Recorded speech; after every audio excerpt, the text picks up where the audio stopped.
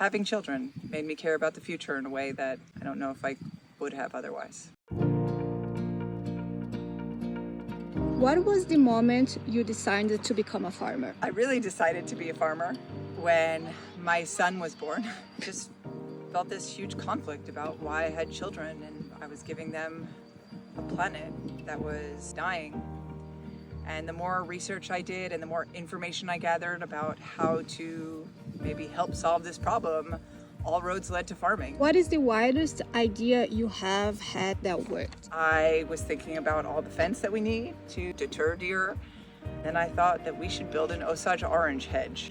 I got in touch with Kenny Chapman, who is the former world record Canadian tree planter. And in 3 days, he planted 7,500 Osage seedlings. I think we're at a 70% success rate with them. What did you do before you were a farmer?